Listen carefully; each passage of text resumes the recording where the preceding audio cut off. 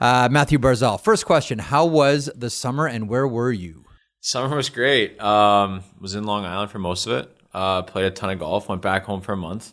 Went and saw my family, but weather in Vancouver was a little bit so-so. So I need the sunshine, and New York is good about that in the summer. We had a good summer in New York. Yeah. A lot of golf, 4 or 5 days a week. Wow. We got our. I know that's a lot of golf, man. It was fun. It was good. Right out of the rink, go play some golf, and relax for the night. It was a good schedule. Wait a second. Relax for the night? This is the only part of the story I don't believe so far. No. That's it, Elliotte. Come on. It's an easy night. Cook some dinner, watch some sports. That's it, man. So, Mathew, one thing I wanted to say was, so I have a bunch of friends who grew up on the West Coast, and whenever a West Coaster becomes an East Coaster, it's very devastating for them. Are you a BC guy, now a New Yorker? Okay.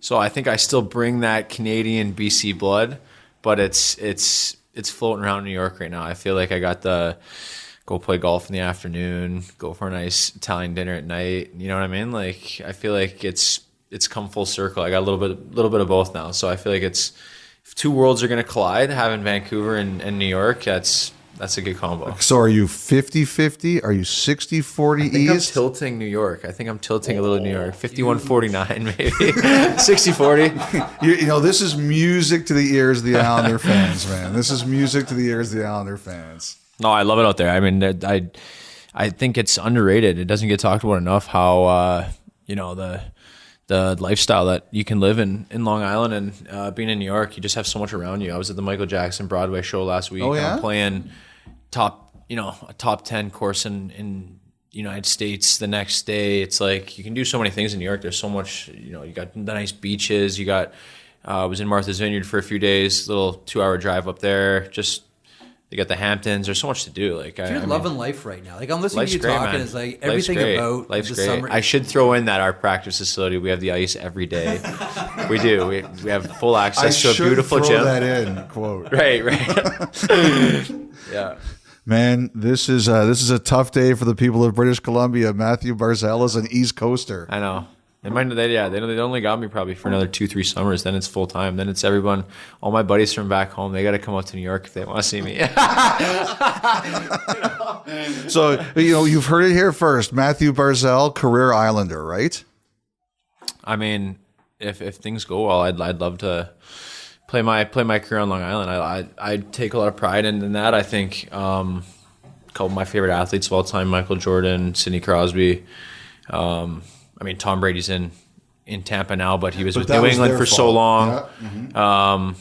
That's just, I think, a really cool thing when you can see Malkin re-sign back in Pittsburgh this summer. It was like so cool to see Geno, Sid, those guys, stay their whole career in Pittsburgh. So that's something hopefully I can do. This was a really, and I want to focus on sort of the off ice and the Islanders alumni more than anything else. This was a tough year for that franchise. Yeah. Whether it's the passing of Clark Gillies, the passing of Mike, like this was a really the alumni with the Islanders is really strong. Those guys love each other. When you win Stanley Cups, like the old Fred Shearer line, "Win tonight, we walk together forever." Yeah, there is that bond. How much do you feel that at your level? In terms of with my teammates? Just in terms of you look at those guys that, won all those cups, and you look at how tight-knit that group is. Like, is there anything that resonates? And that's a really great group of alumni. Like, does that vibe trickle down to your team? Oh, it does look for at sure. These guys. It does for sure. I think even with our playoff runs, it was like being in the bubble together. I'm so close with everyone on my team, and taking that next step and winning, then it's really then that's another level to your guys, to the relationship. But yeah, I mean, what awful timing with Clark and with Mike Bossy this year. It was those guys were there for John Tonelli's induction and Butch Goring's induction, seeing them kind of sit around each other and tell stories and just kind of laugh. And it's been almost 40 years now since they won, and it seems like they still got that laughter. They're still telling stories about back in the day and laughing and stuff. So that's cool to see. Like, hopefully I can, have that bond. We won a championship in junior. It's like texting those guys every other day still. It's like 10 guys in a group chat. We play fantasy football. It's like when you win and that kind of stuff. Because like our team right now, we already have an unbelievable group of guys. Like, we're all so tight. So I think I think that's step one. And then when you win it, like, it makes it feel that much better. Did you win week 1 fantasy or no? I went 1-3. I'm a manager. You're of four I'm a manager of leagues? 4 teams. Yeah, I'm a GM. Yeah, I'm a serious GM, man. What's the worst Part-time fantasy? job. Seriously, I do 2 leagues and that's too much for me. What's the worst fantasy football trade you ever made? Elliotte. Come on, man. I'm not the guy. I'm not the guy in the league that they. You know what I mean? Like, I'm not that guy, man. Like, What's the best fantasy football trade you ever made? I made a nice one last year with Brock Nelson. I think it was like Nick Chubb was in the deal. I think I don't know. Okay, let me ask you this. Those are tough to remember. Who's the biggest mark? I will say this, though. I will say this. Guys are texting me already, like, they know I'm the trade guy. Like, they know I'm active. Like, like, guys are always on the move, you know? Like, they know if they want to make a trade, they know to come to me. So who's the biggest mark then? Who's like, I got to make a deal with this guy because he doesn't know what he's doing? I feel like it's not so much that. It's more so you got to find the weaknesses. You got to find the weak teams that need a guy. Guy goes down for injury, then you hop on it. You know, you got to be active with that stuff. But we got the Islander League is that's a tough league. We got some good guys that are dedicated and been playing a long time. So, yeah, I haven't won that one yet. So. Okay. That's amazing, 4 leagues. Now, just last year, like, it was a tough year for you guys between the road trip and the COVID that you guys got. Just, Matt, like, I know there's a feeling that in the organization that that was an outlier year and that's not going to happen to us again. Like, just take us through last year and where it kind of went sideways and how that's not going to happen again in your eyes. I mean, everyone knows about the 13 game on the road, and then, you know, the COVID hit. I think the COVID thing was the biggest part because I think we went 11 straight losses, and it was like there was 12 regulars in the lineup, and this is the NHL. Like, you can't go into a lineup. I don't care what team you are. You can't have 8 or 9 guys out and like expect to win hockey games. Like, it's just, you know, you obviously are trying, but teams are so good and the parity's so good that, you know, you have 6-7 guys out of the lineup. It's not easy. So, and anytime I feel like we're just chasing the whole year. Like, I think for us this year, really got to focus on the start because we were 5-6 games below 500 early in the season, maybe even more than that. And it's just like, now you're chasing. Now every game is desperate. You can't afford to go on a little 2-3 game slide. Like, so we were kind of in that space really early on last year. So it's going to be really critical for us, I think, to have a good start. It's going to be big. You know, last year with the Rangers, Igor Shesterkin became an enormous story. Yeah. Right? Vezina Trophy, the whole deal, leads him to the playoffs. Just elite, right? Yeah. Do you think this is the season where the cat gets out of the bag about how good Ilya Sorokin is? Yeah. I think the cat is a little bit already out of the bag. I think he's... Those that know, but I mean... Those that know, right? I think, Igor had a great year, but I think when, you know, if you watch Ilya Sorokin in practice, like, this guy is so good. Like, he makes saves. He's so flexible. And that's not Varlamov is... Yeah. He is top-tier goaltender as well. Ilya coming over from Russia and stuff. I mean, he's just like the flexibility, the saves he can make. The one he made on Panarin last year, I think it was the save of the year. Like, look at the position his body's in. The guy's a ninja. And the thing about him is, like, he works so hard off the ice. He's one of those goalies that I always love where, you know, whistle blows, grab a puck, and you want to make him, like, go a little breakaway with the goalie, and some goalies will just skate out of the ice and go get water, and he'll take every shot. He'll be the last guy on the ice. So fun to have. But I think we know inside our locker room how good he is. So I hope, you know, the league, I think everyone does honestly know how good he is. When you have a goalie, and the Rangers did this, like, they have the goalie, so like they cheated, right? Like, there's some liberties you can take when you have a goalie like that. What Jeff is trying to do is get you to say the Rangers aren't that good. I'm saying, like, under your previous coach, like, there were, you know, there's no way, like, okay, we're gonna, you know, cheat a little bit in our own zone. It's not gonna happen. Do you think that'll change with Lane Lambert? Like, once you have that goalie, that affords you certain luxuries. Right, I agree with that. I think Lane Lambert's, you know, I think him and Barry obviously have some similar philosophies. Like, and that's a good thing. Like, that's a really good thing. Yeah, I mean, I think Lane's just, you know, I think he's a really smart hockey guy. Like, I think he really knows the game well. And I think winning culture, you need to be defensive. Like you need to have good defensive structure, and Barry did a great job of bringing that into our team because we were kind of lacking that a little bit, and it made us successful. So I think that's a staple in our culture, like having good defensive.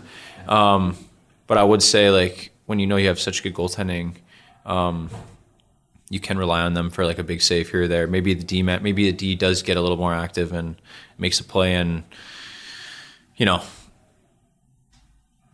Yeah, maybe the D does get a little active, and then maybe we do give up a little bit all-around rush, and you know, Sorokin makes a huge save or Barzal makes a big save. So I think our style is still going to be defensive oriented. But at the end of the day, like it hurt us last year not scoring enough goals. Like that's going to take us to the next level. So I think there's going to be a good balance this year of both.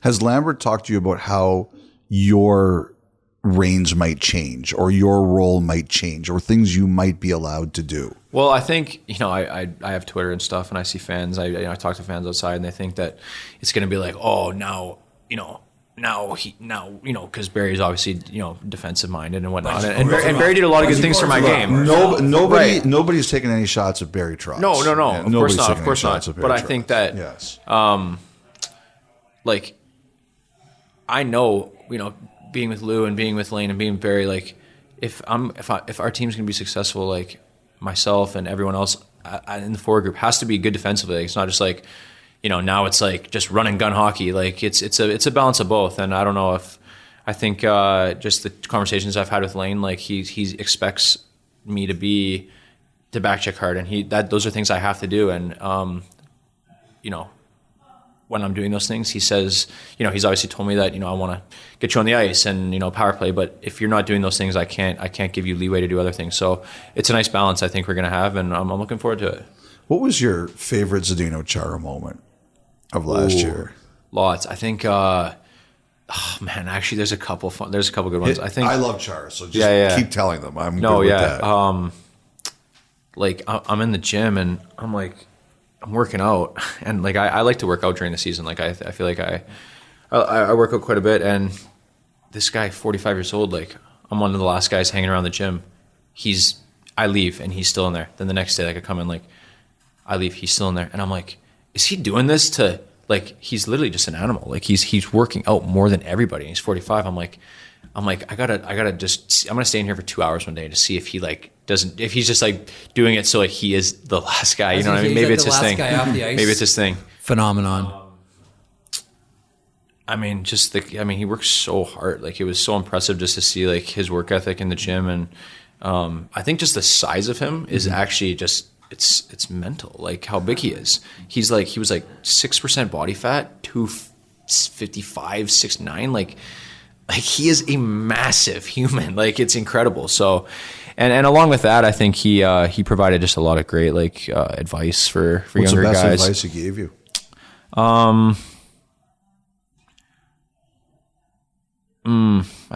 He's just full of wisdom. I felt like every time he spoke, he was like I don't even know what the comparison would be. It was like almost every time he spoke, it was like some kind of wisdom. You were taking something from it. You know what I mean?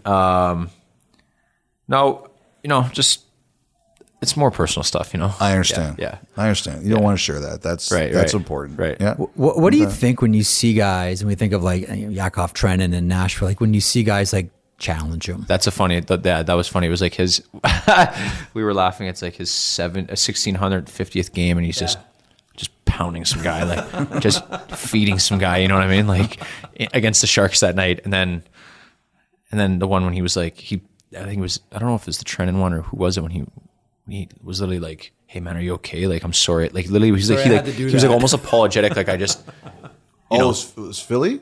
I think it was Philly. I think it was McEwen maybe.